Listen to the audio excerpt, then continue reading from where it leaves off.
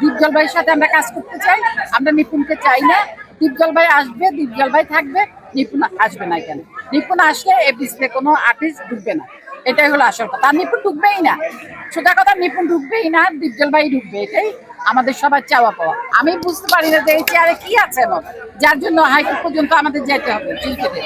আমরা শিল্পীরা তো কাজ করতে চাই, আমরা চাই শিল্পীটা এফডিসিতে কাজ হবে, শিল্পীরা কাজ করবে, ভালোভাবে চলবে, এটাই আমরা চাওয়া। তো এইটা শেষ পর্যন্ত এটাই চাই। দীপজল ভাইয়ের জন্য যা করতেছে, দীপজল ভাই অশিক্ষিত, মূর্খ, সে কিছু বুঝে না। সে যদি কিছুই না বুঝে, সে কোটি কোটি টাকার ব্যবসা কিভাবে করে, কিভাবে এত মানুষ চালায়, তাই না? অবশ্যই দীপজল ভাই অনেক কিছু জানে। সে যখন জিতছে, আমরা চাই দীপজল ভাই আসুক। নিপুণকে তো বয়কট করবে, অবশ্যই করবে, নিপুণকে তো বয়কট করবে। নিপুণের জন্য যদি একটা দীপজল ভাইয়ের মতো মানুষকে হারাইতে হয় সবাই, তো নিপুণকে কি কেউ ইয়ে করবে? বয়কট তো অবশ্যই করবে। তো সবাই নিপুণের থেকে এফডিসিতে দীপজল ভাইয়ের স্থান অনেক উপরে।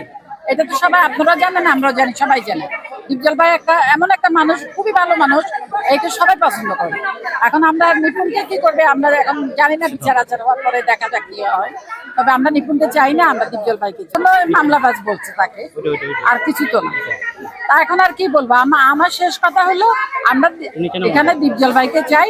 দীপজল ভাই এখানে আসবে, আমরা কাজ করবো। হতে পারে তার পিছনে হয়তো এমন কোনো হাত আছে যার জোরে সে এগুলা বলতেছে, এগুলা করতেছে। অবশ্য আমার পিছনে যদি আমার হাত, যদি জোরালো কোনো হাত পিছনে আমাকে ধাক্কা দেয়, আমি তো সামনে থেকে যাবই। আমার পিছনে কিছু না থাকলে আমি কোন সাহসে সামনে আগাবো? এটা তো অবশ্যই, এটা সবারই জানা কথা। ওর পিছনে এমন একটা কোনো হাত আছে যার জন্য সে আঘাতে সাহস পাচ্ছে।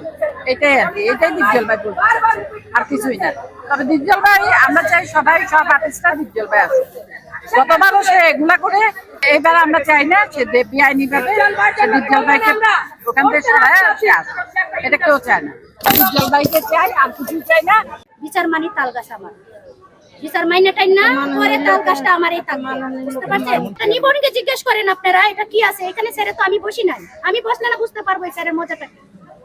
উনি বসছে, উনি বুঝতে পারবে মজাটা কি। অনেকে বললো যে আজকে হচ্ছে নির্বাচনের সময় হচ্ছে উনি টাকা ছড়াছড়ি করেছে, আসলে ঘটনার কি সত্য? এটা তো কি বলবো, আপনি যদি দেন আমি নিব না। আমাদের ভোটারকে ওনারা একটা লুপ দেখাইছে। এখন দেখেন, নির্বাচনে কেউ দাঁড়াক, এই টাকা ছাড়া কেউ বের হবে না, বের হবে না। এখন এই 2019 থেকে এটা শুরু হয়েছে, বুঝতে পারছেন? আইসাই টাকা আছে, খরচ করছে, বুঝলেন নাই? আপু, এই যে নির্বাচনে এই যে ফলাফলের পরে এই যে ফুলের মালা দিল, তারপরে এই ধরনের কেন ঘটেনি? এটা অভ্যাস করে নীতি হয়ে গেছে, মানুষের অভ্যাস একটা আছে না, ওনার এটা অভ্যাস হিসাবে নিতে পারে, বুঝতে পারছেন? এর আগেও সেম কাহিনীগুলো করলো, এরকম করে কিন্তু উনি জোর করে ক্ষমতায় ছিল, মামলা করে, এখনো এরকমই করতেছে। এটা ঠিক না, বুঝতে পারছেন? এই যে আপু, এই যে নিপুণ সাহেব কামরা কিংবা এখন